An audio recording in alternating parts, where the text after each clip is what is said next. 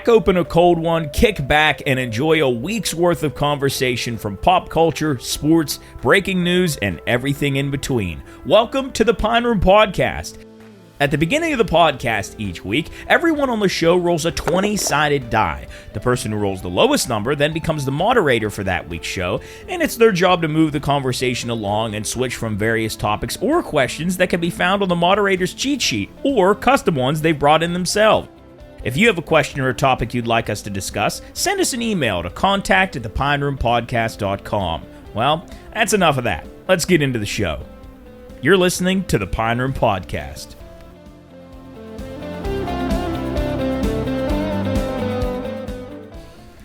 And welcome, party people, to the Pine Room Podcast, episode 111. We are here with Tyler Cooley, Chris Pavlik, Jubber Delbrook, and a guy by the name of Jeff Doyle. Woo! Let's go, people. Jeff, your first time moderating. I know, palms were sweaty, all nervous and shit. Jeez, you're good. No, I'm just joking. My dad said you would be. We were talking about WWE if we were all wrestlers and we started like a Pine Room Wrestling League. He said you'd be a manager that would come out. You'd be in a tuxedo with a top hat on.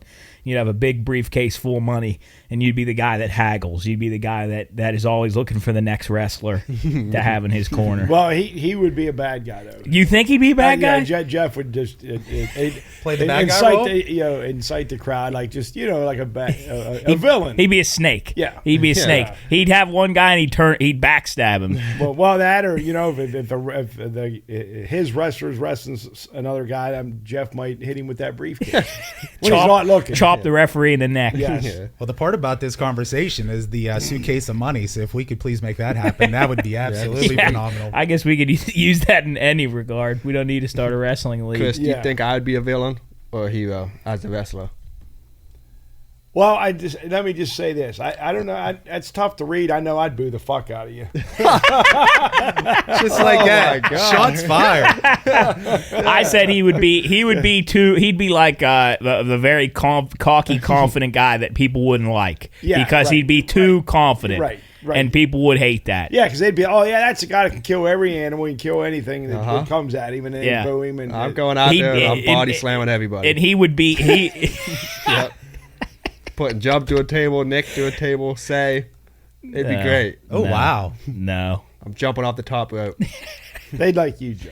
That's what I said. I said I'd be the hero. He'd be a hero. So would you rather be the villain first, and then because you know how Hulk Hogan started off being the good guy, and then he went to the villain? What reverse would you like to do? Would you rather be the bad guy and then be the good guy? I learned that's called the heel, like your heel phase. If you turn into a heel, you're the bad guy. Right, and you get and then they say if you what do you say? You get over. So like if you're catching heat, so everybody 18,000 are booing you. Then you're doing something right. When you live long enough to see yourself become the villain. Yeah, that's a good point too. Yeah, it's a very good point. I'd probably want to be a villain that turns good and everybody loves me now. Like I think because the Undertaker, he was like a scary bad guy, and now everybody loves the Undertaker. He's like the hero now.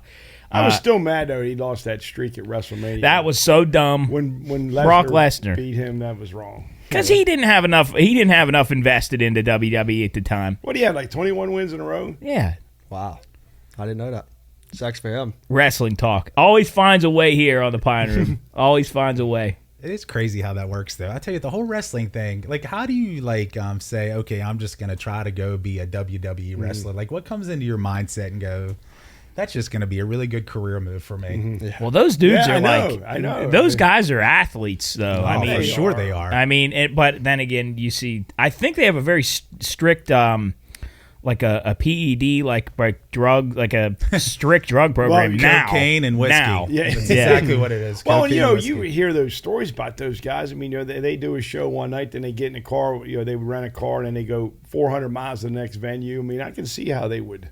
And you ever see pictures of guys that are old now that are like all just beat up? Mm-hmm.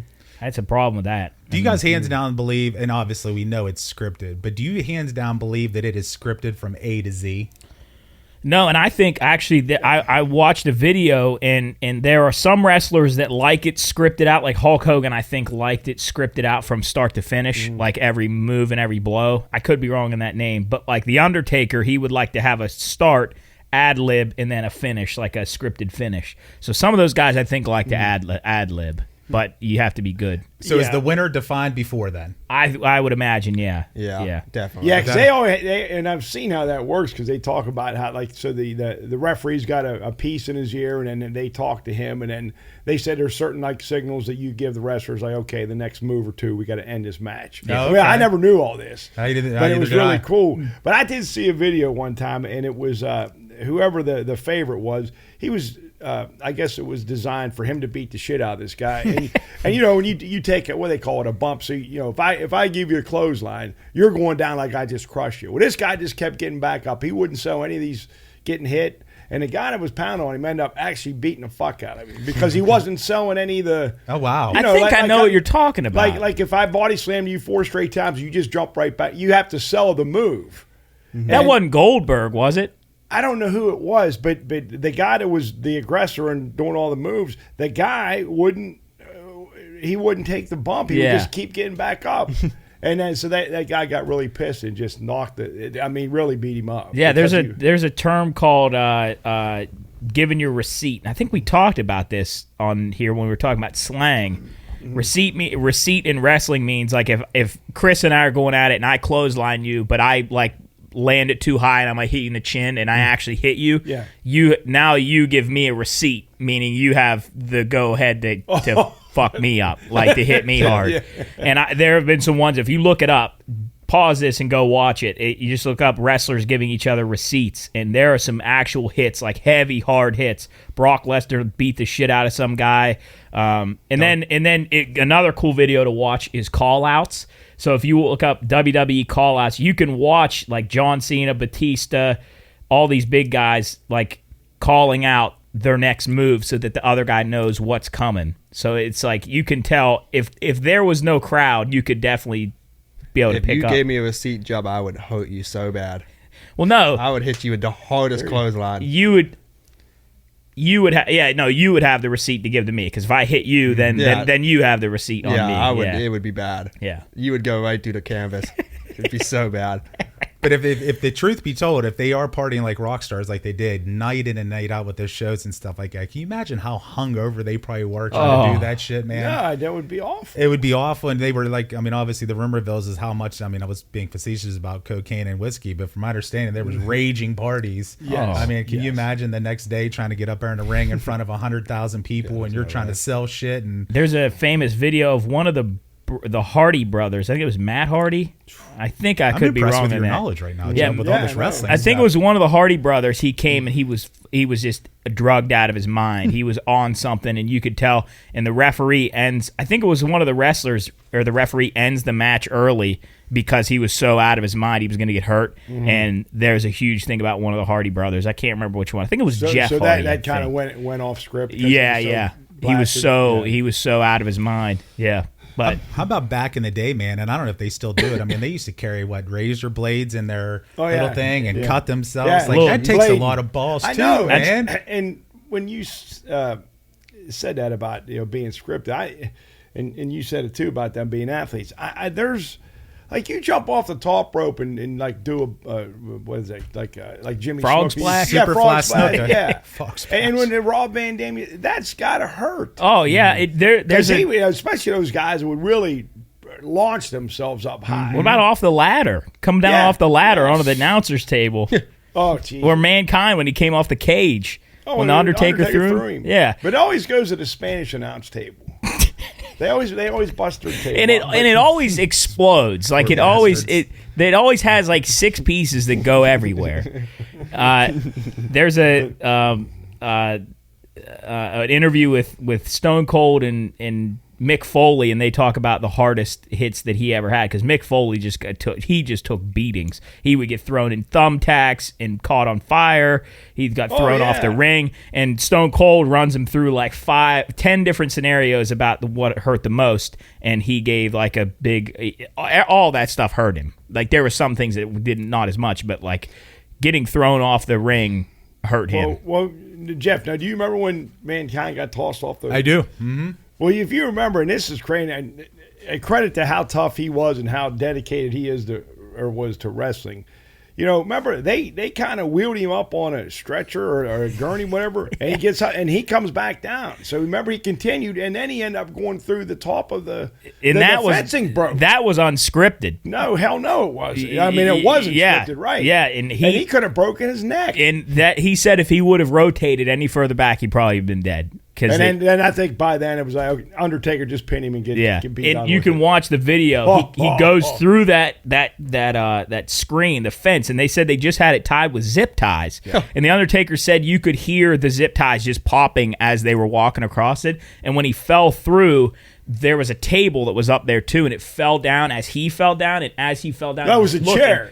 Chair. Yeah. And he was looking up, and the chair hit him right in the lip, and it busted his tooth through his lip. It was right under his nose, hanging out of his lip. Lord. And he kept going. Oh my God! It was unbelievable. That was really that was an impressive thing that he did. But I guess if you love the business that much, you're going to do whatever. But, and I guess him and Hulk Hogan had a lot of beef. They did not like each other because Hulk called it was like saying that Mick Foley was fat and out of shape. How do you know all of this? Well, he wasn't. Like I said, I'm kind of impressed with all this knowledge. He kind of was, though. Yeah. I mean, there's a quote like Hulk Hogan said, something about how Mick Foley has as much gym time. I can't remember.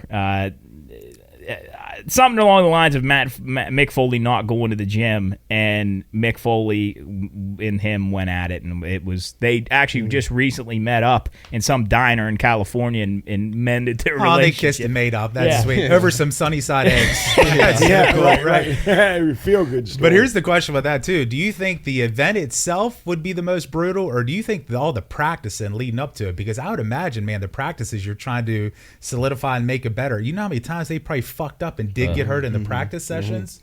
That too, man. Yeah, because you got to be execute those with pretty good precision. I mean, you can't. Yeah, I mean, there's not a whole lot of margin for error on some of those moves. No, and there are some videos of like WWE training classes where Triple H, and some other wrestlers that are retired will put these people through these training camps, and they will beat the shit out of these people, like smash them into the turnbuckle. There's one guy, he was out of his mind and people hate him.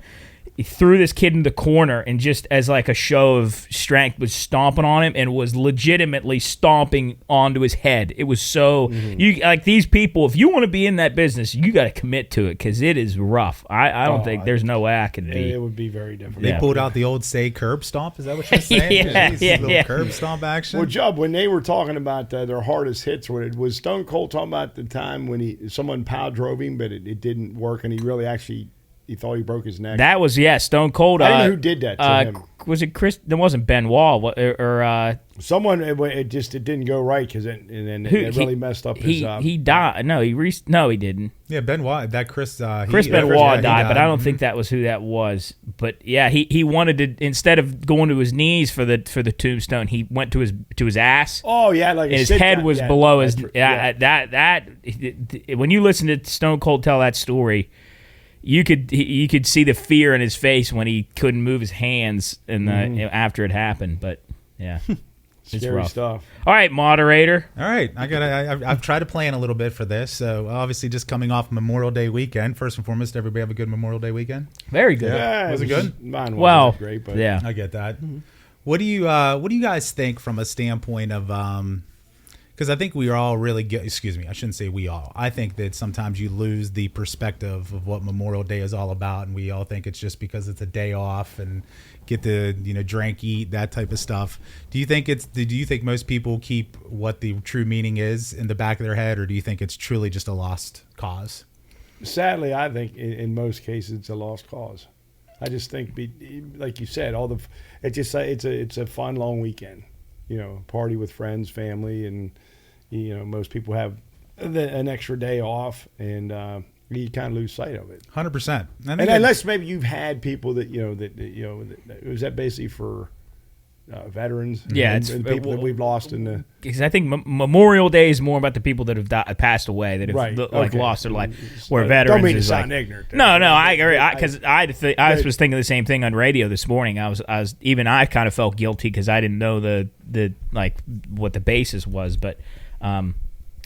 I think yeah, you're right on that, especially with a holiday, not to sound like wrong here, but on the grand scheme, it's kind of secondary to the main holidays that people observe throughout the year. Christmas, Thanksgiving, Halloween, 4th of July. I would say those are like A tier. Then B tier are those kind of holidays. Valentine's Day. Sorry, Cools. It's okay. Memorial Day, Veterans Day, Election Day. I would say that. I'd say for the most part, a lot of holidays are misconstrued as far as what their actual meaning is. I think that's fair too, because you throw in the fact of Christmas. I mean, at the end of the day, it's not about getting gifts and that type of stuff. I mean, if you do believe in the true meaning of what Christmas is all about. So I agree. I think, unfortunately, we do kind of lose the big picture on what the true meaning is. And once again, I'm guilty of that too. You try to embrace it as much as you can, but obviously when you know you're not having to work and you're having a good time or whatever the case might be, but there is people that have obviously given their lives for us to be able to do that too. So, Mr. Cooley, what do you think? I think we have forgot a little bit about it, but I think it's also good that we can all, celebrate the right that we can go have fun with all of our friends and stuff and take advantage of the sacrifices that they made for us. So, and I'll piggyback off that too. And I know we talk about the negatives of this. I think social media has also helped. I would agree with that, because there are a lot of like posts on days like Memorial Day commemorating people that have fallen and do really cool tributes to people and stuff like that. So I think social media helps in that regard. But I still think that people, I would say, if you took a survey of like high school students or below and asked what Memorial Day was about or meant, I guarantee you a large number would probably not know. So do you think that's a parent problem, a school problem, an individual problem? Because I think if you're in school, man, I mean, I know that they kind of hyped it up for us when we were in school, like kind of what the meaning was and leading up to it and stuff like that. I feel like mostly everybody knows. You think? Yeah. I don't really remember it being like a big thing for us. They definitely do like little assignments like in history class, I feel like. You think? That's my guess. I don't remember. I could be wrong, but I don't remember there being some sort of assignment or a task or some course.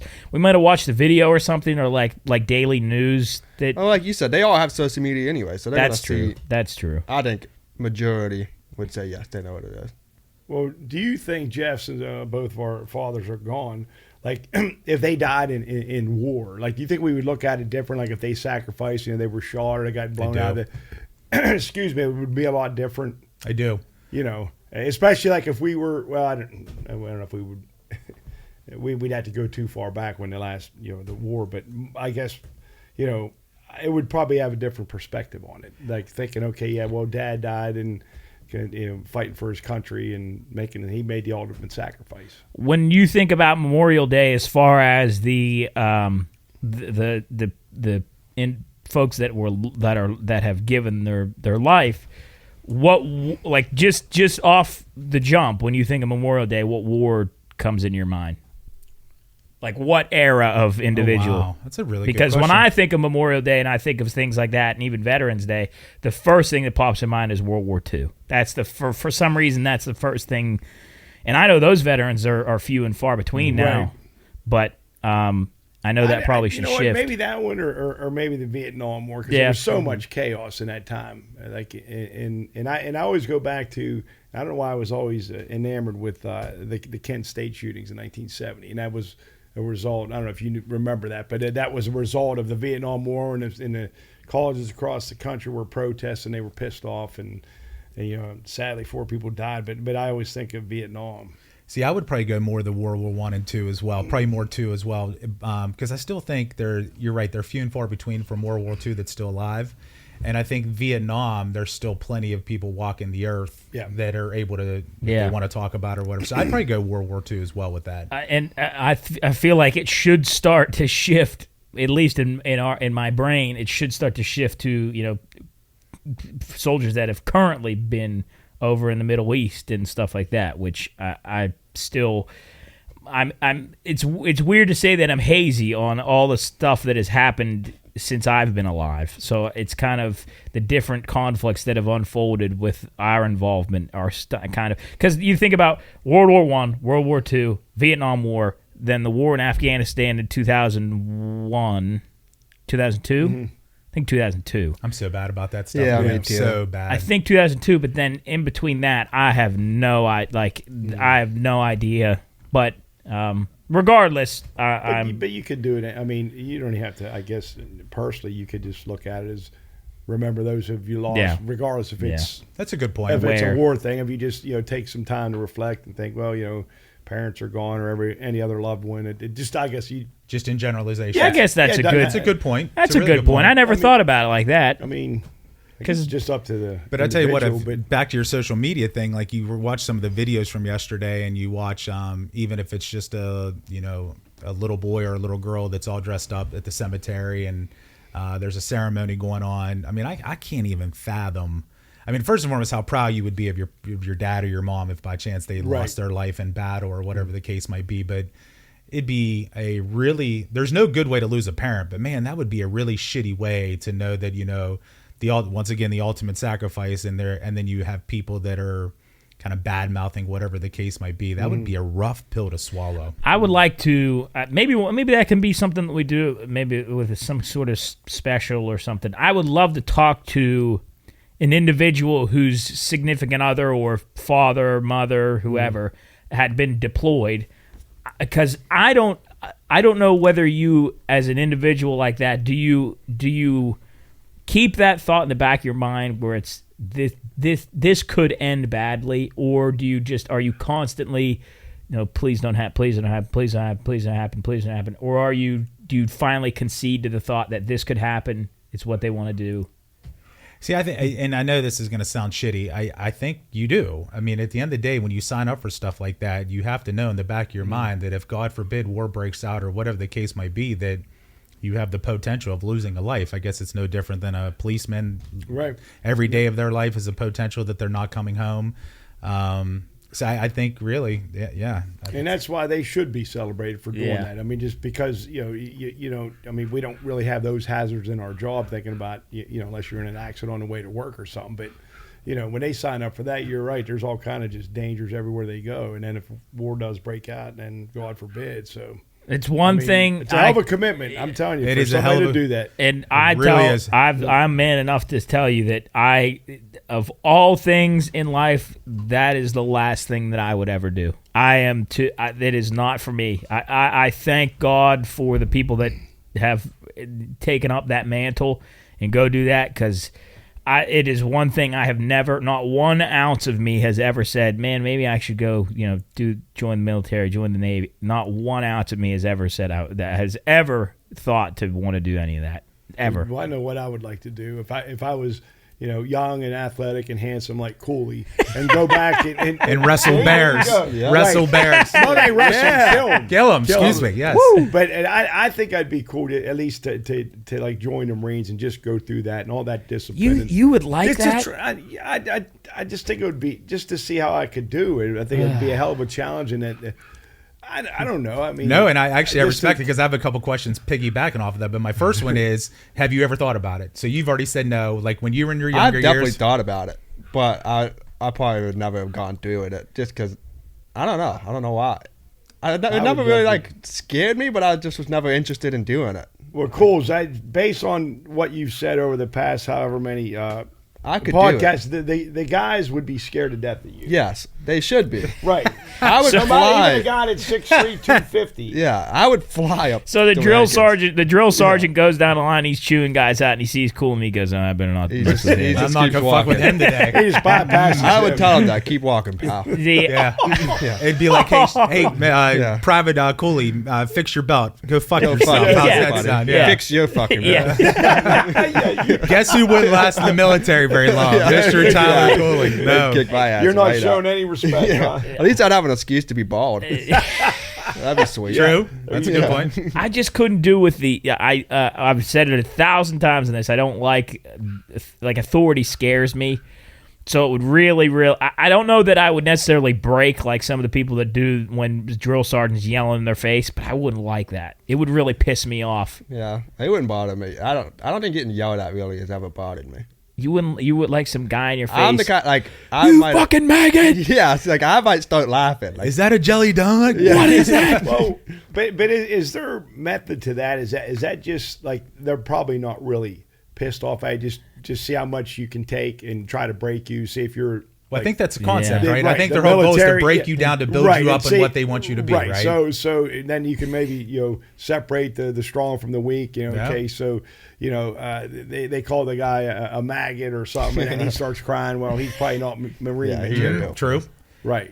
I mean, I think that's probably just because when you see those days, and I wish Red could be on here because he can talk about when he first started, which I think in the academy it's a little different than going straight to like the Marine Corps, just Boot going camp. just going to boot camp. But I've seen videos of you once you start, like you fucking throw your shit down, get your hair cut, take your shirt off, they give you new clothes, and they're screaming at you the whole process, and I could not handle that. No I don't way. think I would like getting woken up at I was 4:30 just in going the to morning. say that. You're out. Get out of cold. bed. I'd be It's You're out raining. cold. what the hell? pouring down rain. Actually, I just did that to Tyler when I walked in. He was taking a nap. Yeah. I'm like, get up, fucking But I was a mess. fucking bum. But I think at the end of the day, if you think, there's enough videos, there's enough movies. If you think that shit isn't going to happen, you would have to be mentally prepared. Not that you would be mentally prepared to accept it, but you would have to know that you're going into that and that's going to take place. You would hope that you would beef yourself up. And there are probably people who like that, who like being pushed like that. Oh, and I I would think think Chris, so, yeah. like what you were saying, but and also speaking of that, piggybacking off that, what also terrifies me too. Can you imagine the fear that you'd have in your heart in World War II when things were getting real heavy, and you knew that like there weren't people that were just actively signing up. I'm sure there were, but I'm saying there weren't people that were signed up ready to go, and that was it. You knew that at some point you were going to get thrown into that if you were over 18 and healthy. That to me terrifies me, and I could not. I would have been. And there were people that would like hurt themselves, that like cut a finger off, cut a hand off because they didn't want to be a part of it. Which I think I probably would have been in that line of people because I couldn't have done it. No way, no way. What would you have done? Just jump off like a 2-story building? Slice off Probably the big foot. toe. Yeah, probably foot. Yeah. Well, Foot not the would big go. toe because that helps you balance. So I'd probably go pinky. Oh, I said the whole foot. Jeez Louise. Yeah, that's just not for me. And I can't imagine being a kid back in 1942 and you're 18 years old and it's time to go. And I mean, there were kids at 16 years old and younger going over there because that's what they wanted to do. But Well, not Chris, for you me. talked about discipline, so that leads to my next question. So there's a lot of old timers that think that obviously our generation's getting softer. They think that the people that are going in the military don't have the same mindset as they used to. So sidestep war, sidestep everything, because you use the term discipline. There's a lot of people that think that every kid, man and woman, should have to go to some sort of boot camp for a short period of time before they go to college to get the discipline aspect, to bring back, quote unquote, the foundation of what we were supposed to be about. And unfortunately, we're going left to center right now. Do you guys think that that should be a mandated thing to grow up as an individual? No, maybe optional, but if you felt that your youngster or whatever had to do that, absolutely. Yeah, I mean, something like that would be good. I mean, I don't know. I don't know. I'm kind of out of touch with the today's youth, like you guys. I don't know what you guys do. I mean, not that you're soft or anything, but yeah, I think if you had that choice, or you could make that to make somebody go do that, and they're gonna toughen them up and break them of terrible habits, and if nothing else, teach them freaking respect.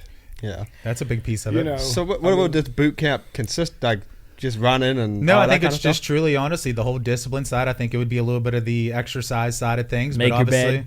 like, Yeah. truly, I guess the basics of life to get started to make yourself stronger as an individual to be able to tackle the world. Well, and yeah, because I think a lot of youth now think that life's easy. Like life can suck. We all know that. I mean, and to teach you how to prepare in some way, shape, or form, how to deal with adversity, because it's going to happen. I mean, whatever it could be, death. There's a ton of things that could go wrong. So life's not always. So maybe something like that could help you deal with it, accept it. I don't know, but I think it's also part of the parents' job too, because I mean, my mom and dad did a great job with me. I please, thank you, yes, yeah. I mean, just all the manners that you could possibly endow to a kid, I mean, I feel like, not to toot my own horn, but I feel like I'm a pretty respectful individual, and I think that is based off of my mom and dad and what they've been taught through their life. So I think taking it out of the parent's hand might be a little bit of a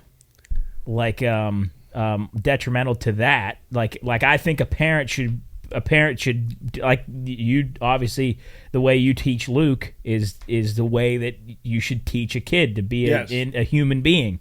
So I think that it also shouldn't be up to some, breakneck, this is what you got to do boot camp to instill a person's respect into them. Well, thanks for the compliment. I appreciate that. But here's what I will tell you, though. I think, unfortunately, you have, I think the good parents versus bad parents, those ratio is really bad nowadays. So, unfortunately, you have kids raising kids.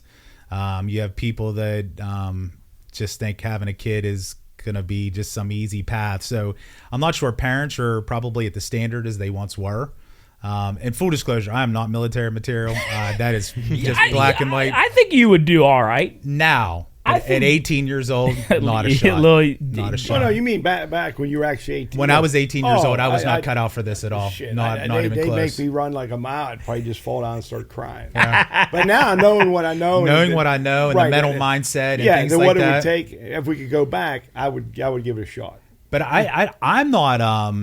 I don't think it should automatically equal that you have to go into the military, but there's a piece of me that I'm not completely opposed to some kind of mandate. And I'm not even saying a year, just some sort of mandate that gets you out of your parents' household and gets you out underneath somebody's roof and sees what it's like you said, with the adversity and dealing with different things that you would never deal with before, and obviously learning the aspect of team, and you got a group of people that you can't let down. I think there'd be so many, so many life attributes that you could learn from that. What's that one thing called? It's in high school, and like people can do. It's like young. I think boys can do it. I think it's COTA boys state. Isn't that like something like that, or like? I don't know. I've heard of it. Young Life. Yeah, it's something like that. I feel like Young Life. I wouldn't think. I feel like there's something. Right? I feel like there's something similar to that. Maybe not like boot camp wise, but I know there's like a collaborative, like team building type of camp. I think overall, physical education should be way 100%. Way more 100%. involved. Like, so instead of just doing like a boot camp after high school for 2 weeks, I think it should just be all year throughout school. Physical education should just be way harder than what it is. Instead of just going in and playing ball, playing ultimate frisbee. Yeah, like get these kids in shape, man, and teach them how to be active and stop being lazy and fat. Yeah, I agree. No, I definitely agree. I mean, then they can go to the boot camp. Can you imagine if you had every day for your 4 years in high school, if you had like not hard, but like we'd be shredded. Rigorous physical activity that you had to do an hour and a half a day? It'd be incredible. You'd be fantastic, but we like, if you don't want to do the activity in gym class, you just walk. Yeah. Which is like, what's the point? What's the point? I just think overall physical health. I want to ask you this. Be a bigger thing. I would agree with you 100% because let's be honest. I think at the end of the day, as much I'm going to use the quote unquote mental illness that we have in our country today, I think a lot of it's driven by physical. Just people laying around and it weighs on you. As if you don't do nothing, obviously it's going to beat down on you. So I think the more physical activity that you can get, it definitely improves your mind. And people talk about the runner's high, all the things that come with working out and stuff like that. Let's be honest, there is a true benefit to the mindset, without a doubt. I was just telling Jeb today about the runner's high. He doesn't think I had fun at the tough as nails, but it's a real thing. When you're up there running and you get the runner's high, you feel so good. I don't necessarily know about a runner's high because I've never really had that, but I will say I'm a very lazy individual as far as not like in my work, but as far as actually getting up and going and doing physical activity. And I will say, point blank period, to piggyback off what you said, 1,000%.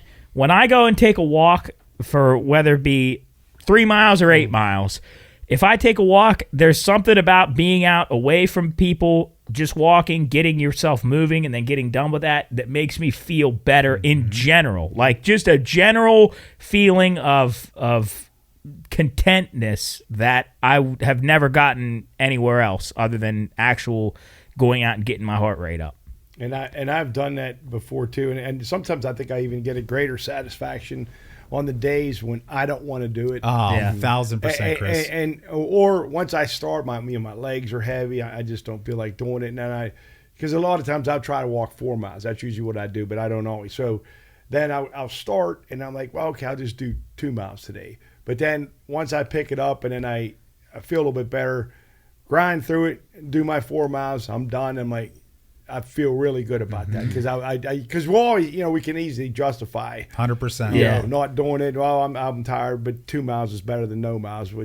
But I do get a sense of a greater satisfaction when I don't want to do it and I force myself and I complete it. So. Have you ever gotten to the point where like you get to maybe a mile and a half or something and you go, I'll just maybe do 3 today, and then you get to that you get it, you go a little further, you go, shut up, just go do 4, just suck it up and go do 4. And I'll tell you this, absolutely, and one of the main reasons why is remember Coach Skip Prosser at Central, he would constantly just drill into, like, whether we were running conditioning, running through East Wheeling or on the, always would do it to completion, no shortcuts.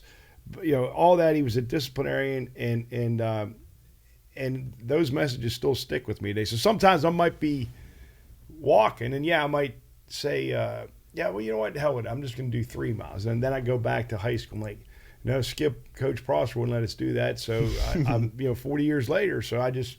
No, shut up, Chris. You're right. Just do the 4 miles and be done. And it's good. Yeah, it's good. So, I want to ask you real quick before we move on to the moderator's topic. I got a couple more on this, but go ahead.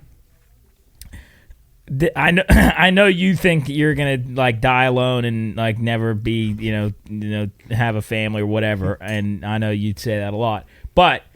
Never heard that, but go ahead. Oh, he's so I negative. mostly say it joking around, but yeah, okay. Now you say that. As soon as the mics go off, he's gonna go, I'm never getting married, so dude. It's over. No. It's over. Well, let me real quick then. So when you say you're going to kill these animals, is that joking around too, or is that serious? Oh no, that's serious. Yeah, okay. All right, never mind. All right, yeah, That's all I needed to hear. I also would fly up to the Rex. Okay. Go ahead. So when you just, and maybe this is just because of my recent situation in life, but I already in my head think of, speaking of instilling lessons into children, I already in my head will see a kid do something in public, and I will in my head have my son, daughter, whatever will never do that. I have like the lessons that my mom and dad put into my head.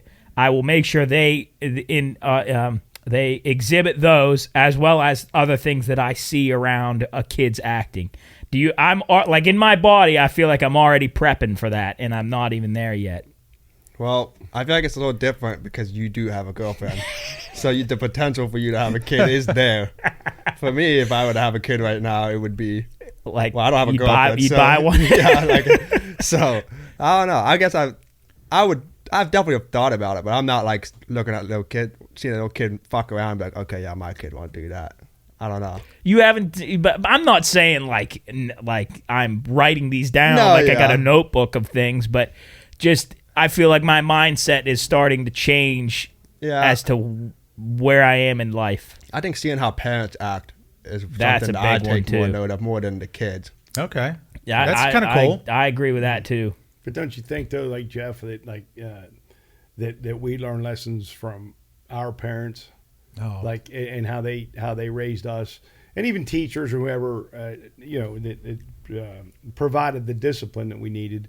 So in your case, Job, just like with your parents, and your dad was on your ass a good bit, but it was for all the right reasons. So you see that, so like you said, you see some kid acting like a buffoon in the store, you're like, well, I'm not going to let my kid do that because Yeah.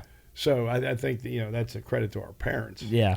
Yeah. And we're just overall pretty good people And- too. I mean, we are. I mean, so we know. It's so hard though because two things it's hard to give advice as a parent because at the end of the day, everybody's situation is so individualized. I still think there's a core foundation that everybody should have, and I agree. It's the please and the thank yous, truly the basics that can help an individual gain success. And a lot of it's simple at the end of the day. But the best advice that I've ever been given, actually from my sister, was never say never when it comes to parenting. Because at the end of the day, it's very easy to sit back on the outside and look at somebody else's situation and go, I'm never going to let that happen. So she said, never say never. And the other thing was always appreciate, even though you're bummed about the next stage with your child, because that means they're closer to out of your house, they're closer to getting older and stuff like that, to embrace every stage of parenting and every stage of the child. And it's not easy to do because life is crazy and so hard, but those are probably two of the best pieces of advice that I've ever gotten on parenting. Mm-hmm. Did you, when you look back now, and obviously Luke's getting ready, he'll turn 19 next Saturday. Early stages of college, getting ready to, make that next step. Both your kids are older now, and they're in their life compared to back, of course, when they were little. But do you ever look back and when, I don't know, this is just me posturizing over what I think parenting is like, when either one of them were keeping you up in the middle of the night, crying, yapping, or whatever, do you ever look back and they'll go, man, I would do that for one more night? 1,000%. Oh, 1,000%. Yes. 100%. And I could always remember when, like, with one of the kids, would wake up in the middle of the night and where they were hungry on, so you go get a bottle and then sit in a rocking chair up in the hallway or wherever in another room, and then they would basically just fall asleep on my shoulder, and then I'd fall asleep too. And it was, and I think back about that, like, man, that was really peaceful. Yeah. Once you burp them and they go back to sleep, and then it's 3 a.m, so you're not even. But those are some of the most bonding times that you don't even know that you're bonding at that time. But it is true. I mean, it's the 100%. I think for anybody to, like, especially those types of moments where you make those roles defined, like, that shit should go out the door, because for that just to be one person's job. Once again, that's well, it is. It's bullshit, but it shouldn't be. But it is, like, it's bonding time, and I think that is where probably a lot of things unsaid it gets instilled at that time at the end, and there's a lot of thought that goes in behind that. I mean, not as in thought as in I'm going to go warm up a bottle or stuff like that, but it is a thinking time. And as you know, you get pissed off at that moment because Christ, you're up and you got to get up in a couple hours to go to work. So it's hard to stay level headed, but man, looking back on a job, 1,000%, if I could take some of those moments back and embrace them without a doubt. And and in that moment when you're going through this, you're like, Jesus Christ, this has been going on for 2, 3, 4, 5 months now, and you think it's never going to end, and then in a blink of an eye, they go from that stage, and they're going to kindergarten, then they're graduating 8th grade. I mean, so I guess we could give these two guys advice. It's going to go fast. In the moment when you're changing a diaper at 3 a.m. or feeding them, it seems like it's a huge. The world's going to end. Yes, the world's going to end. Right. Mm-hmm. But that's a responsibility that goes with being a parent. You have to do it, but it does go fast. And when I was younger, not even as a parent, but even prior to that, and I've said this to you guys before, I never took the advice when people would say, "Time's going to go fast," and it's hard to do. Well, when you're just a dumb young kid, you think you know everything, and 40 years later, it's like, man, they were right. God, they were so right. We got to park. It was like the first day of my freshman year, and it's like you do you're not actually going to school, but they go and they like do a prep rally, and they talk about school and what the steps are going to be going to class, how the system works and stuff like that. And I can't remember who it was, but they got on the microphone and they said, these 4 years are going to be the best 4 years of your life. Don't take that for granted, and it's going to be gone before you know it.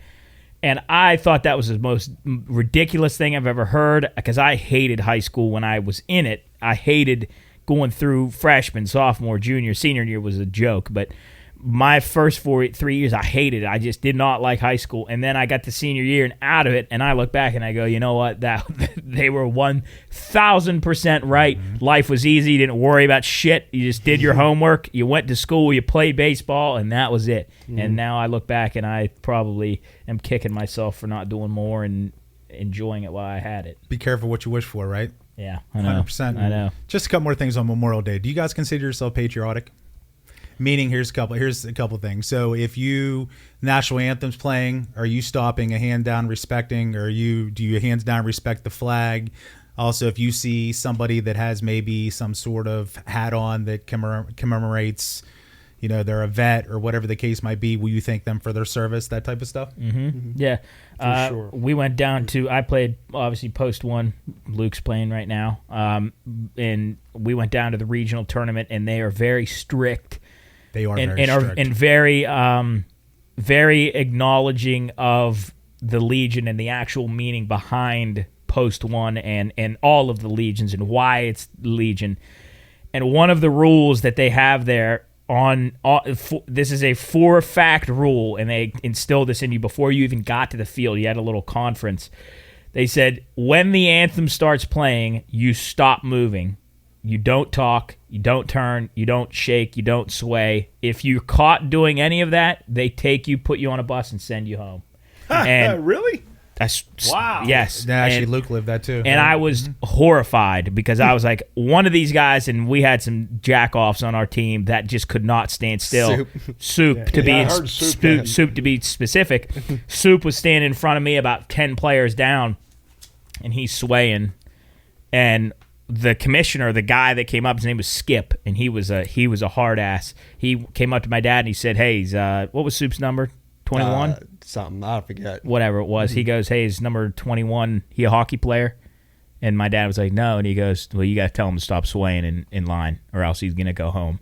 And since then, every single time the national anthem comes on, I do not move until the last note of the song.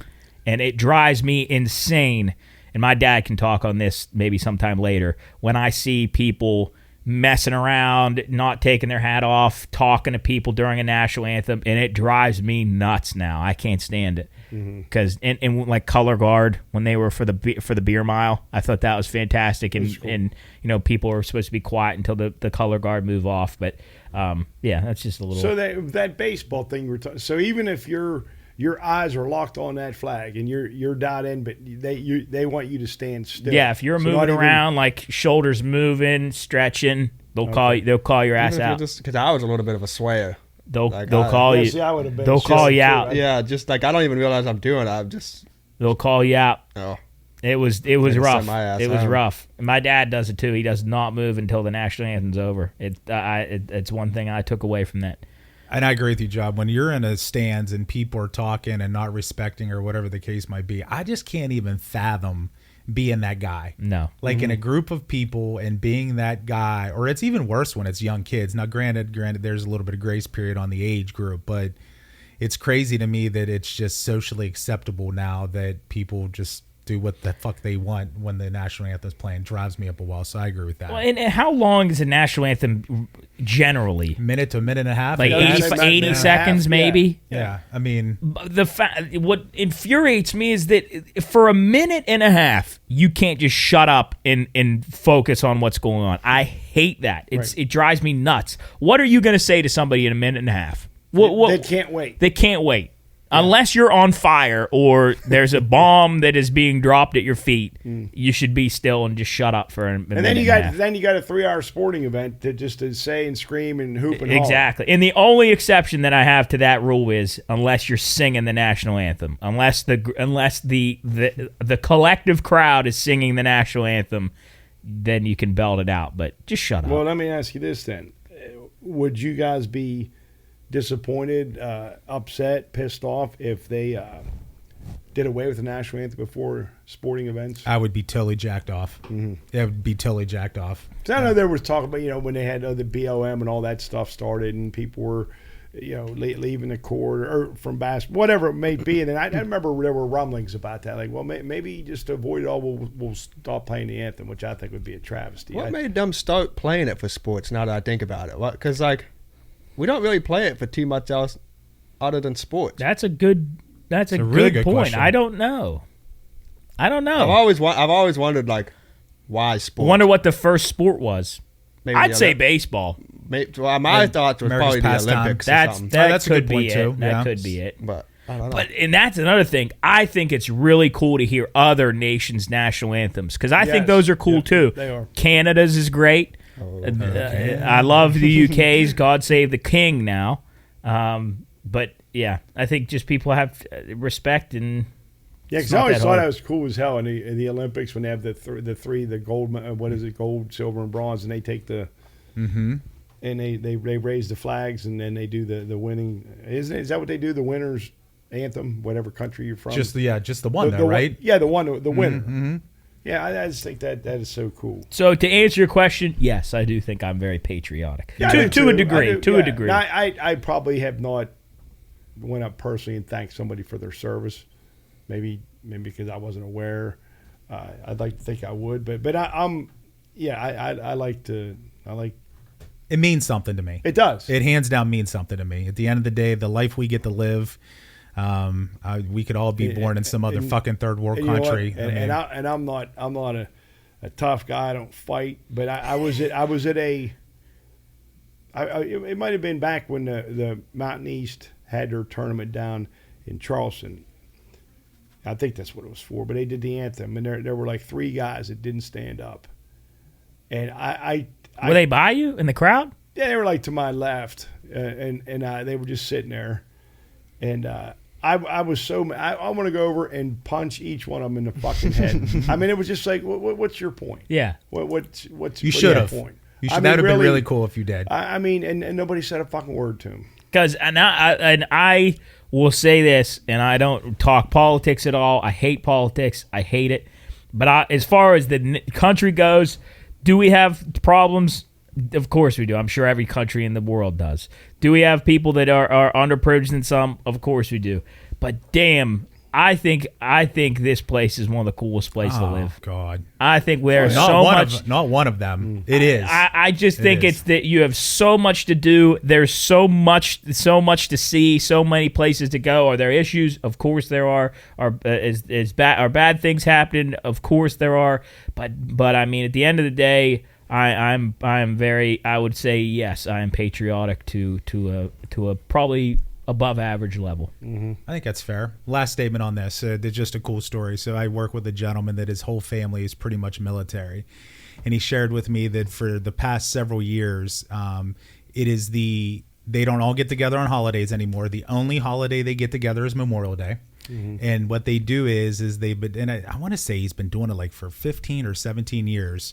And they go to the local cemetery in Steubenville.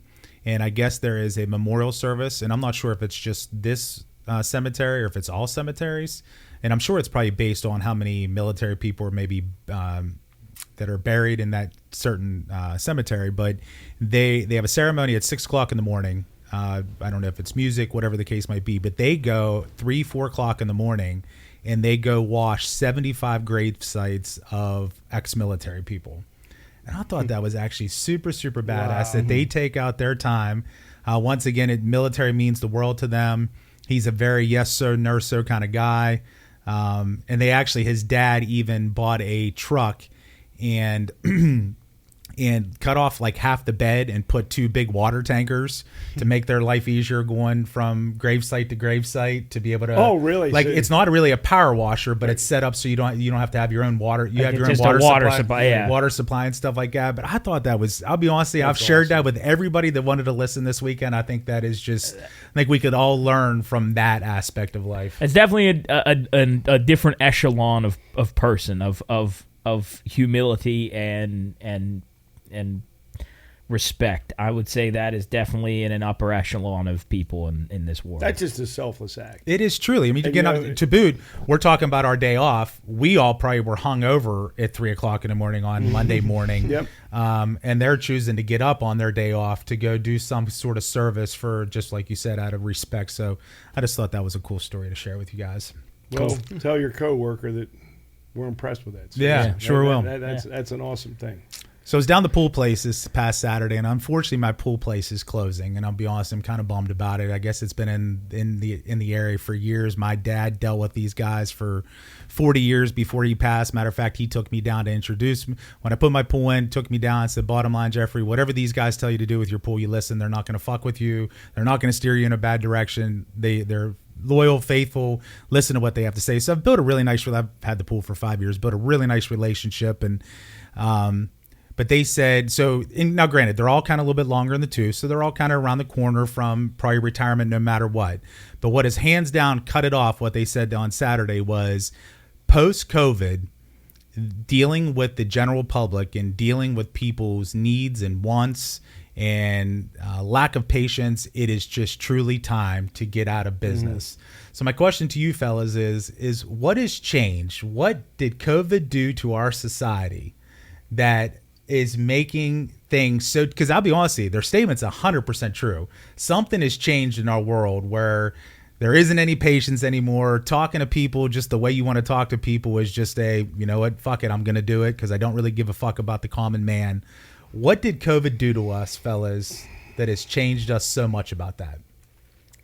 I can't really answer that, but I've asked myself that several times just because seeing videos and stuff or on the news, these people that just acting so disrespectful, and you think, what are they so angry about? And you know, you bring up a good point. I don't know what did change. I mean, so do you guys agree though? Oh, yes, absolutely. I'll say it seems like it's an angrier society. I'm gonna theorize. Well, no, it's not a theory. It's a what's below a theory? Hypothesize. Yeah, there you go. I'm gonna hypothesize that people were brought inside, so your face-to-face business was basically mute for how long? I mean, how long were you in actual lockdown? Probably about a year, I'd say, is a safe year. So for a year, your face-to-face businesses were being pretty much obsolete for that amount of time. I would say that online businesses were focusing hard on who can supply you the fastest, who can get you what you want the quickest. Amazon being one of those where you can, I mean, even now I can order a 12 pack of Monster and it'll be here on my doorstep tomorrow. So I think patience-wise, everything is at the click of a button. Social media now has been reduced to like 30-second clips of like funny stuff or whatever you want to watch on your social media. So I think the attention span has gone down. So I would say that maybe patience was something that had built over years, and then you're introduced to this space of online shopping, online commerce, online communication, where you can, instead of having to call somebody to set up a meeting, drive to a location and have a meeting, what's your Zoom login? And then I log into my computer and I'm right there for a meeting. So potentially, maybe it's because we had everything so accessible for a year right at our fingertips that when you're introduced back into face-to-face business, that delay between end result, end product is maybe annoying to a lot of people. I think it's all very valid points, and I think there's no right or wrong answer.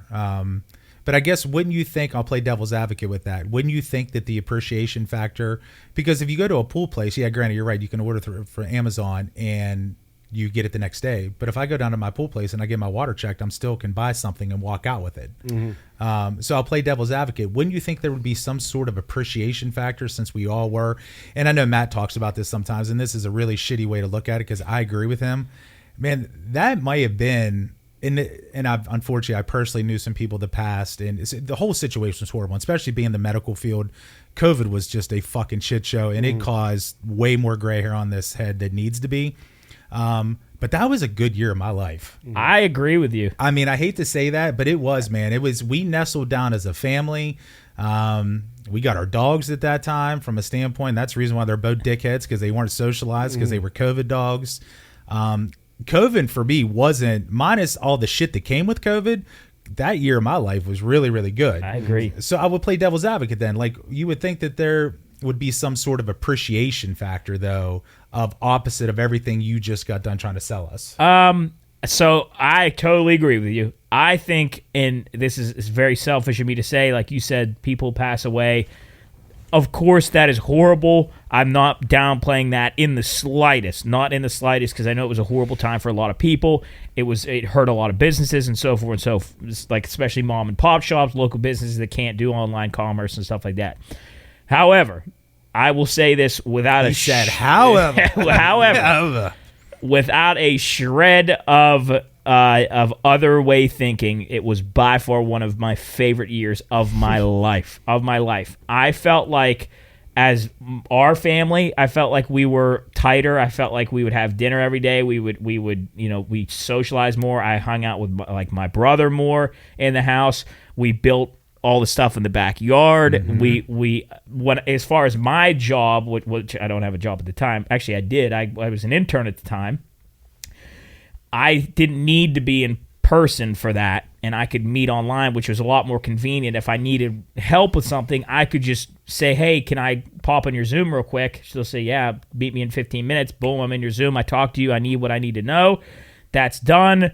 Then I got up and I went downstairs, and I didn't have to worry about anything else other than my life as it was in a 100-yard bubble. And I think that maybe some people like him hated COVID, hated the aspect of being locked up and confined, that maybe people are like animals. They're like, now that you're back out into the public, I need what I want. I want to get what I want, and maybe manners have gone out the window. What do you think, Mr. Cooley? You guys aren't going to like my thoughts. Just because I don't know. What? I don't think people have really gotten worse over the time. Okay. I just think they've always been bad. Like, I think your guys' generation was bad. I think the generation before was bad. I don't think our generation's any different either. I just think we're more exposed to it because of social media. I don't know. I don't really think there was really COVID. I don't think. So you don't think COVID really changed anything? No, it just maybe brought out some of the worst? I think we see and hear more about it than we would have.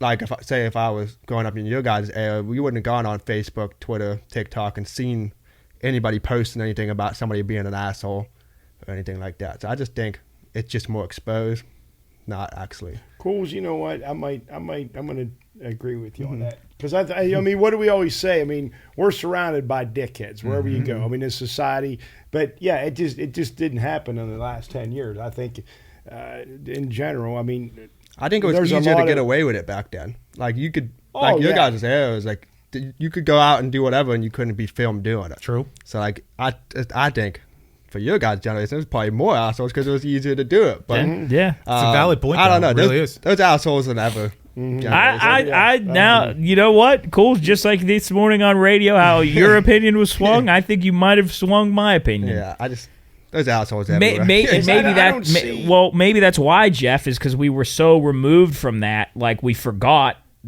what that public interaction was like, and now we're back into it, and we're like, man, this is actually kind of shitty. There's people that are actually pretty shitty out here. Yeah, but anyone that we are friends with, family, and we had to endure COVID, I don't know anybody that like turned into some kind of crazed monster. You know, you go to the store and you have to wait 5 minutes to get checked out, and you're fucking throwing shit all over. Like, everybody still seems the same. I mean, we got through COVID and we survived it, and maybe we're better for it. But I don't know of anybody that just like you said, like a gremlin, right? Yeah. Like that people were like caged animals and they couldn't wait to get out and just wreak havoc and get their freedom back. Yeah. So I don't know. I just. I'll play devil's advocate on that because I think I've seen more now. Like, I think during the COVID time, I had some people that were hands down probably not, I don't want to use the rewarded, maybe acknowledged more than they should have been, is like a grocery store worker. And what those people had to deal with on being in the face of people. And obviously at that time when it first came out, it was very scary because nobody really knew the truth, and it was the unknown and stuff like that. I think there's a lot of people that took an unnecessary pounding for no reason. But I still don't understand the concept of, and once again, there's no right or wrong answer, but I don't understand what gave people the green light, like, to feel like it's okay to talk to people that way, or the fact of the matter, if I do go to my pool place and I can't get what I need, it's not Top Hat's fault that they can't get it. It's a supply chain issue. So you're getting pissed off at the wrong person or taking it out on the wrong person. I just thought it was a sad statement. I mean, at the end of the day, I'm bummed because I'm not going to have my pool place to go to. And I really do like the people that I was dealing with, and they're just good people. And I'm super happy for them that they get to retire. But I just think they said their time frame was moved up because now dealing with people and dealing with their expectations and their lack of patience and wanting everything yesterday when it can't happen that way. I mean, we didn't even really have that before COVID. I mean, there was still some times where things just didn't work out in your favor, or somebody came and bought the last bottle or whatever, and you were just the odd man out. I don't know. To me, it kind of hit home because I do believe, I agree with what you said, Cools. I think at the end of the day, like in our generation, nobody was able to video us, and there was a lot of dickhead things we did. Now, everybody, instead of helping somebody or whatever the case might be, you're going to pull out your phone and video it. So I do think that it's heightened because you can put it out there. But I do think people have changed, though. I really do. I would say this, and I'm just arguing just. No, I love it. Yeah. But like, I feel like when I go out to eat or see people complaining, a lot of time it's older people. Okay. So I agree. Like, I don't really see people my age Well, I like being that. rude Okay. to waitresses. Or Define waiters. old. I probably like Like middle age? Yeah, like middle age and up. Honestly, I don't really see too many. Like you're Karen. Yeah. That's a perfect example of the geez. Karens Like a of the Karen. world, and a lot of those are like, I would say 40 and up, maybe. I don't know, but I don't see too many like my friend group or my age group really being rude to. Yeah, I think we might our age might lack like basic manners maybe, but not outwardly rude to people. Yeah, I don't like saying think. thank you and stuff. Yeah. For sure. But I I don't don't know. I don't know. It's interesting. Just thought I'd throw it out there, fellas. I am the goddamn moderator. Just Maybe to be very clear. Hey, maybe let's put a poll out. We'll put a poll out. Who is what can we ask? Who's more rude? And we could put like 3 different age categories. Yeah, we'll see. Like 0 to 5. May the best man win. We'll see. So the airplane industry hit the weekend news a good bit this weekend, whether it be a lot of problems with planes, a lot of weather. I think a plane caught fire before even taking off. There was a bad plane, bad flight where they were telling everybody to put on their life vest. Have you, like, I tell you what, and the other one was that I read where there was some dude ended up going to the restroom, coming out buck naked and starting running up and down the Cool. aisle. Cool. I wish I was on that flight. Here's the deal. So I know you guys are probably going to say social media with that as well, because there's obviously people are posting or people are talking about it more now. What has changed with that too now? Like, because at the end That's of a bad one. You're right. because I mean, a couple of things. We'll stay on the mechanical side. I mean, obviously, there's a lot going on with that industry, but man, it does make me think a little. And I love to fly. I loved it, and probably it's a high for me. If you want to know the truth, once I get out of my car and I do the whole bag thing, there is a huge pressure relief. Like the fact of the matter, everything's kind of taken care of. The only worry then, your own personal worry, mine, it's the fact of the matter that the plane's going to make it. Is the fact of the matter that your bags arrive the same place as you do. That's really your biggest worry. I love to go into an airport and sit down, have a drink, talk to people, or even if it's just me having a drink and sitting there not analyzing, just people watching. I love that whole situation. But these types of scenarios, I'm not going to lie, make me second guess getting on a plane nowadays. I mean, can you imagine some fucktard literally going up and then literally and you don't know what the agenda is, so you're automatically thinking that he's either going to try to take down the plane or whatever the case might be. Does that stuff make you guys second guess trying to jump on a plane right now?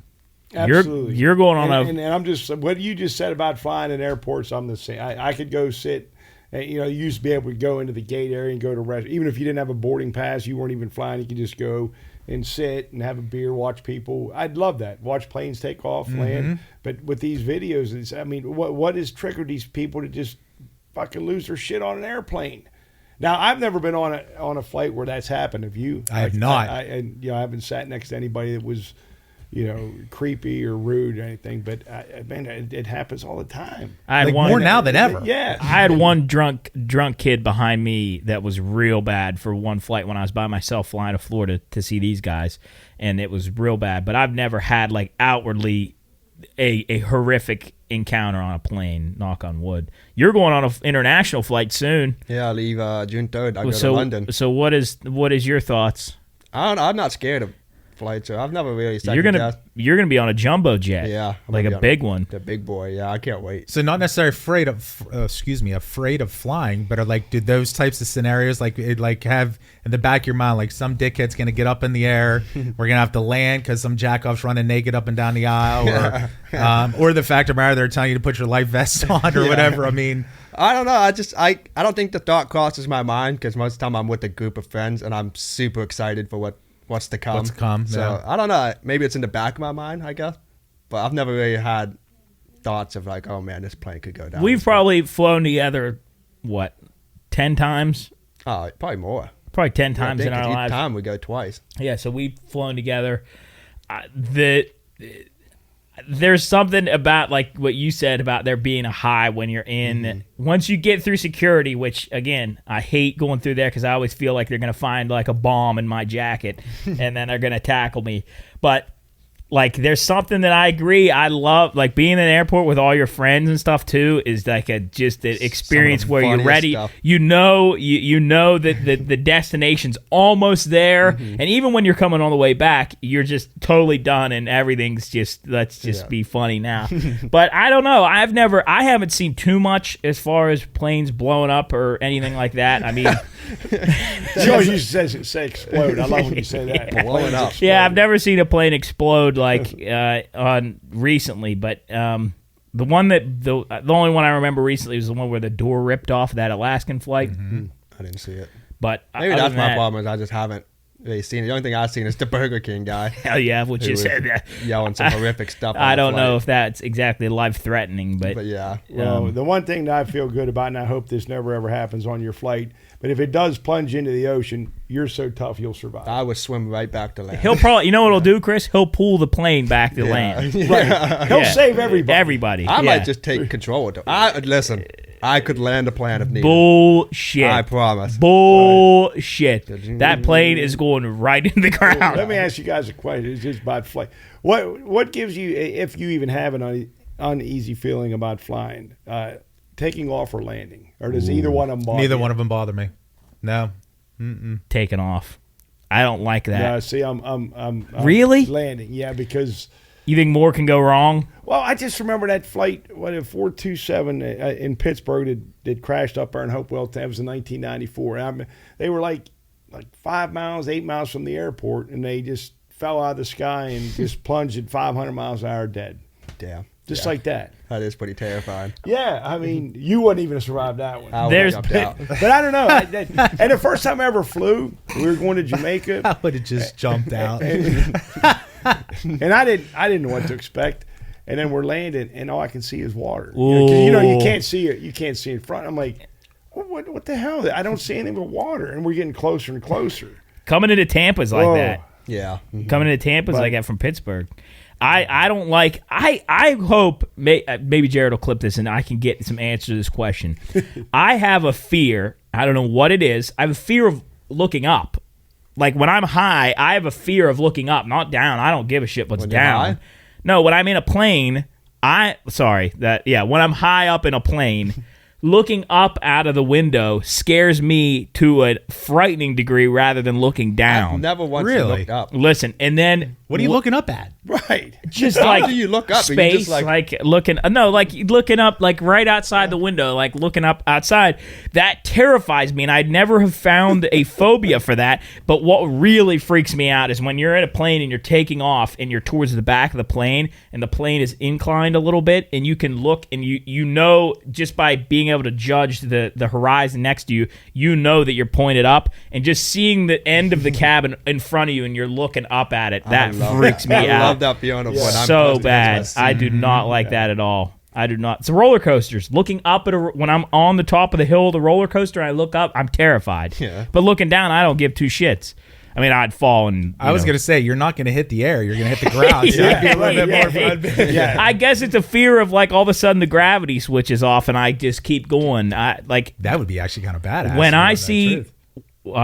astronaut like spacewalks when they come out of the capsule and they're out there hanging off the side of the space station. That's the most terrifying thing I could ever imagine. Is if my tether got unhooked and I just drifted off into space. It's one of my biggest fears ever. and I know I will never be in space. They kicked somebody off the other day. She sat in the emergency row, and she refused to agree to help. And then they tried to move her, and she wouldn't move, so they had to kick her off. You're talking about an irrational prick, man. I mean, at the end of the day, I mean, like, I don't even know how that even comes in your mindset. So not only would she help, like she wouldn't help, but if the plane went down, but she wouldn't move. She wouldn't move to What move a different bitch. sea. It's crazy. Rational people. It would be awesome if they let her sit there, and then the plane went up and the door got ripped off, and she got sucked She's out of the the plane. first one out. Right. And then Cooley gets up and puts the door back on. Yeah. He gets out and he flies next to the plane. Yeah. Actually, Cooley could probably stand on the wing. Yeah, he'll climb out of the ring. Yeah. The confidence level is through the roof, and I can appreciate that. 100%. You're indestructible. Man. I could be a superhero at this point. Yeah. Create your own S on your chest. Yes. Mhm. I'm trying not to use this paper. I'm trying to save these. Is what Okay, I'm trying to do. all right. So, Jubber, you talked about probably a couple weeks ago on the show. We were talking about how not dumb people, but how people go and do the street interviews and they ask the true generic questions. Well, I was watching one the other day where some guy was going up to people and saying, "Hey, what is something that you've done that would either truly disappoint your parents or whatever the case might be?" And this fucking idiot, I'm not even sure what they were, but said, when I go to restaurants, I put rat poisoning in condiments, like the ketchup bottle, mustard bottles, this and that. And I started thinking to myself, I'm thinking, man, oh man, well, first and foremost, you're a fucking idiot for admitting that, number one. How is that not a crime? You would think that it would It's be. definitely a crime. Now, granted, this could, That's a crime. this could be complete bullshit too. But I guess my question is there something that you guys is there anything in particular that you guys wouldn't admit on tape that you would want people to know about? No. I don't think he's an idiot, by the way. He said it's definitely a crime. Putting rat poison in water. I don't have anything I really have done that's like horrible. I don't put fucking rat poison in people's. But honestly, can you imagine that's your agenda? That's crazy. You go to McDonald's, and like there's what I don't even know how many restaurants now. Well, I guess there's a light. Like you're just open up the ketchup bottle and you're looking around and seeing if anybody's looking. You put a little bit of rat poison in. Like, do you sit back and like sit there at the restaurant and watch somebody else eat it, or what the fuck are you doing? Why? How are you bringing that in? Why you have that? Well, what's the point? Well, I mean, you could buy rat poison anywhere. But I'm saying why? That's not like something like, oh, I have rat poison. I might as well put it in the condiment. I brought that here for a reason. Yeah, attempted murder. But I'm saying that person like it sets out to do that. It's not like that was just something they stumbled upon. There was rat poison at the table, and they said, I might as well. I put was this thought in out the ketchup. for sure. Yeah. And that actually, I think that may even be premeditated. Yeah. Especially if somebody dies or gets sick. Jesus. I just thought that was absolutely crazy. I mean. I thought you were gonna say like, they push people over in a park or something like that, or they like to, I don't know, they broke the window in the house and blamed it on somebody else. Try to poison someone's mustard. That's nuts. That's crazy. I don't have anything. That's a sickness there. That's sick. No, I don't Yeah, know. that Maybe I got person. too drunk one day. That's about as bad as it gets for me. Yeah, I don't have anything. I don't think I'd have anything either. I mean, I've done some dumb things, but I don't think I've ever done anything that would be hurtful or my intention was to take somebody out in this world and they didn't, they weren't to know about it. I mean, I guess if somebody really did something bad to you and you were able to get them back, but just to piss in your Cheerios for the day, like that would just, I mean, that's just a horrible way to live life. But I'll be honest with you, she was, or whatever they were, serious as a heart attack, didn't break face. And even the dude interviewing was kind of like shell shocked on what are you even talking about right now? And actually even shell shocked from a standpoint that you're admitting this right now on this video that I'm going to produce, promote. Yeah. That's crazy. Unbelievable. Nothing, I'm Jubber? trying to think of something that maybe I can't really think anything. You probably haven't done a lot of bad things. Yeah, in your I life, don't do a lot of like wild things that I would regret. I mean, I can't really think of anything. The only thing that comes to mind is the boat in Antigua, but I don't know. Well, I mean, we didn't do anything wrong. Yeah, we didn't do it. We just didn't had break fun, the law. that's all. Yeah, I mean, but that I probably have maybe one that I probably shouldn't say on the show. Yeah. I'll tell you after the fact, but yeah, nothing crazy. Now, what is this stuff that you have done that you don't want to admit? Well, I don't know if it's necessary. I don't know if there was like rules of engagement with it, but it was pretty much his question was, what would be something that your parents would be disappointed in, or somebody that you'd be close to that would, if they found out that you did. Oh, okay, never mind. Yeah, no, I got nothing. Yeah, I tell my parents everything anyway, so Yeah. I got nothing to hide. Well, I have some things, but I'm going to plead the fifth. But that's we're going way back. Nothing current. Mm-hmm. But Yeah, we'll probably go way more back. mischievous kid shit. Young adult shit. Yeah, I've done. Yeah. I mean, I've definitely done and some the- dumb the things. stuff I'm not proud of at all. And What did Mima? What did she do if you did something like that? Like, was she too, or was your dad more? Just put it this way, and I talked to my buddy Tony, who we were kind of partners in crime. That some of the things we did, if we would have got caught, I would still be in pain from the beating I would have gotten From your dad? Oh, he'd have beat the living fuck out of me, and I would have deserved it. So, and that's all we're gonna say about that. But Aunt Sue, Mima, she didn't really get involved. Like, as far as punishment she wise. was kind of a little bit soft, but like if he punished me, then she would have to uphold it. Yeah. But the problem, not the problem, but what made it worse is when my dad liked going to the cave club. Uh-oh. And so when me and Tim would fuck around, like he'd come home kind of angry sometimes, Yeah. And he was just that kind of guy when he was drinking. And so, he and I could be wrestling in the living room upstairs, and he gets pissed off because you fucking guys quit making all the noise and stuff like that. So, I mean, I don't know. I'm glad I wasn't that way, but yeah. So no, he would be the disciplinarian. The warden. Yes. Yeah. Yes. Yeah. Yeah. A physical warden too. So we hit Memorial Day, COVID changes, airline changes. Yes. Airline. That's 3. I got a closing note, but Go ahead.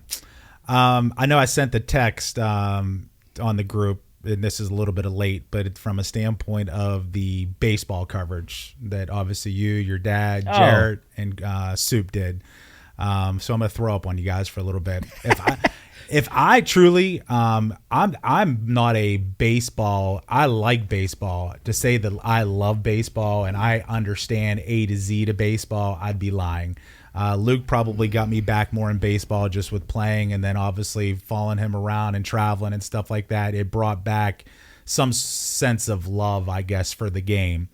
But if I didn't know you guys at all, and I was just happened to be turning on the radio that day and listening honestly to your reads and how you handled business back here, and I know you're not a big sports guy, but if you knew anything, probably baseball would be the sport that you know a little bit more about than any other sport.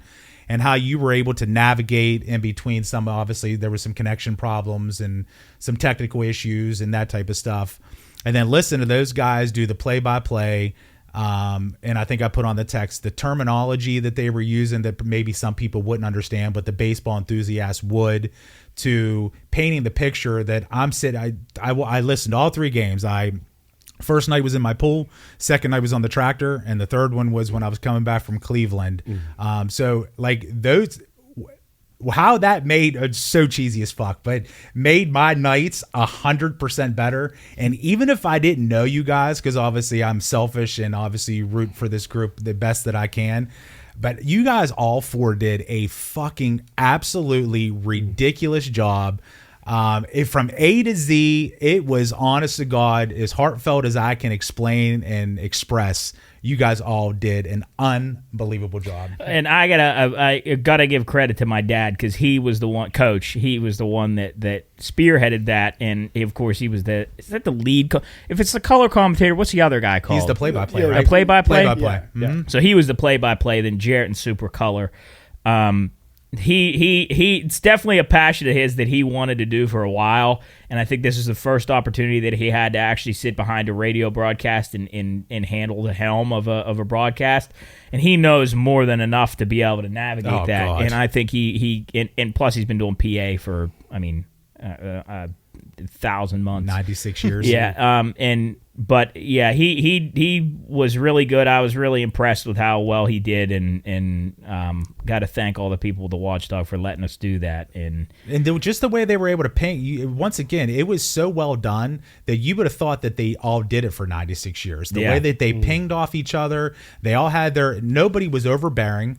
They all respected each other's times and whatever the case might be. In the stats that was given, or even the intricacies about a certain play or whatever the case might be, that the common Joe would have no fucking clue. Yeah. But the painted picture where you could once again, cheesy as fuck.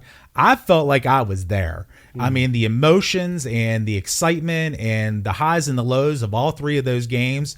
Like, honest to God, I felt like I was chilling in Williamstown or I was chilling in 470 watching these games. So just wanted to show a little bit of love because I thought it was very well done. And to the four of you guys, super proud to be a part of this group and listen to that stuff. So I just wanted to show a little love. I appreciate it, and I know they do too. And I obviously they are they did most of the heavy lifting. But I'll tell you, I'll be honest with you. And if you want to go listen to that, and you're listening to this, you can go listen to that on watchdognetwork.com, and there's a podcast section. We recorded the whole 2 hours of the last game of the series.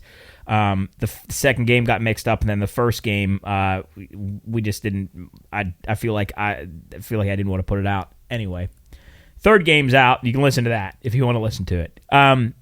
Secondly, for the first time in my life, my thoughts on sports, and Cooley knows my thoughts on sports, and for the most part, I detest them, and I do not like sports in any regard. I told my mom after I got done with those 3 broadcasts, and I kid you not, for the first time in my life, I wanted to put my uniform back on and go throw a bullpen. I respect that. Because it was the first time that I've been re-engaged with the game, and I feel like maybe just because I've been away from it for so long and just hearing the different scenarios and thinking of how I would react in those scenarios, something about it there was a little flame, little flame in me that was still kicking around in there. always hate baseball. I still got 4 years of eligibility left with West Liberty, so... No, you're good. There you go. If I want to go back. Speaking of, and I forgot to mention this when you brought up airlines, West Liberty, Cools, we're talking about plane flights. West Liberty is starting a new aviation program that's taking place at Ohio County Airport. I would love to learn how to fly. 5 minutes away from my house, from our house. Partner with Marshall University. And Hannah, she gets I think she's like not spearheading the actual program, but promoting it. She's teaching people how to fly. Yeah. Okay. But I genuinely, last night I had a conversation with her. I genuinely would think about, I would think about doing it. I've thought about it. Like that is something I've actually thought about. And I think it would be so sick to do. I know there's so much that can go wrong once you're in control of that and you're taking your own life in your hand. But man, that would be cool as shit. Can you imagine if I said, "Hey, Cools, you want to go down to South Carolina for a weekend? Just fly down." And we hop in the plane and go fly down there. You better have a lot of money. You better have a shit. Well, I mean, if you have your own plane, I mean, imagine the content we can make. You got to pay. You got to pay gas, and then diesel fuel. Is it diesel? I think it is. Isn't that what it is? We'll get a glider. I don't think we'll get a glider. This podcast better step up its game if we're doing fucking private flights and paying for diesel fuel. Yeah, that's for sure. We'll get like a little shitty Cessna, and it'd be looked at. It'd be like a rickety old Russian plane. Well, we talk about airplanes and airports. Like when I used to, back when the kids were young, sometimes I would take them. We'd go up to the High County Airport just for something to do, and every now and then we get lucky, and there'd be a plane coming in, and a couple of times we'd see a Learjet. One time there was a Learjet there, and it was parked, and there was a guy there that whoever the what we call him, the captain. Yeah. But anyway, I talked to him, and I think he was waiting on somebody. I said, "Where you heading?" He said, "Going to Youngstown." I said, "Oh yeah." I said, "That's got to be a quick flight." He said, "Yeah, 15 minutes." And it was just like crazy. Like what's it that take us drive? 90 minutes. Yeah, about 90 it's minutes. Unreal, right? To drive to Youngstown, something 15 like that. minutes. Yeah, and it was a nice Learjet, but I thought, man, that's unreal. That's Convenience. What do you think fuel? What do you think the price is to get those fueled up? Think it's a lot? I think it'd probably be ridiculous. You think? I think it's no. I think it's money making money. It's got Yeah. that's not just the average Joe that's jumping in a plane. But can you imagine if you had like a little, a Learjet, and you told people, hey, if you got to take a trip to somewhere, you Hat give pass. me a little Do the bit of hat money, pass I'll with the take money? you down wherever you need to Well, go. I think your dad did that one time. You have to ask him. I think back when they were with Wheeling Park football, and they I don't know if they had to go scout somewhere, and this was like for the playoffs. And I think they had a contact, like him and I don't know who else it was. Probably Mark Nardoni and Dave Petrini. There might have been a fourth. It guy. wasn't Butch, was it? No, 'Cause he had that plane. I didn't don't he? think it was Butch. That was pre-Butch. But I think they somehow had a contact where they were able to get like a little Cessna plane. They flew somewhere downstate. I don't know where they had to go. Obviously, that it worked out okay. But I remember him talking about that and how scared they were. Just because of a little plane. It was little, and I think it was at night. It was dark. Ooh. Yeah. Oof. So I wouldn't want to be on one of those. Little No, ones. not a, No. no. for a small engine plane, a typical fill up might range from $50 to a few $100s. Oh, man. Really? Yeah, On what kind of? Oh, we're in play then. just a small single engine plane. Damn. Yeah, Wow. Okay. Well, I was wrong. Why I the hell stand corrected. why am I buying a car? Yeah, get a Shit. plane. Yeah, God, well, you can let's land go in the fucking- backyard, Jubber, if you want. It don't matter. Yeah. Yeah. One thing I will never ever set foot in my life is a helicopter, though. I will never get in a Oh, helicopter. that's tough, too. Never in my life get in a helicopter. Why not? Dude, too. those things are not. They remind me of something that Leonardo da Vinci came up with, and they just are not meant to get off the ground. And there's so much. There's a thing called the death curve. I think it's called that. It could be something wrong, but I could be wrong on that. But like the way it takes off, there are just too many things that go wrong with those helicopters, man. The videos you see where the fucking propeller hits the ground, it explodes in a million Fuck pieces. that. No. Not for me. Maybe At I least don't with the know that. plane, like there's a chance of you landing that thing. even when they Yeah. Even if the Helicopter. engine goes off, you're in a helicopter and the propellers fly off of that, you go right down. You're done. Twirly bird. Yeah. Yeah, screw that. I agree. Jeff, you did a good job today. Well, you know what? Thanks for Well letting me be done. the moderator. The only thing I wanted to do at the beginning that I did not, and this isn't mocking you, but I used to really, really like back in the day when you brought it in. You're like, "We're back, we're back." So All right, hello everyone. So I want to at least get that in. To Mr. Cooley, Mr. Pavlik, Mr. Delbrook, thank you all for letting me be the moderator. It's always a pleasure getting to do this with you fellas. For episode 111, peace out, party people. Peace out.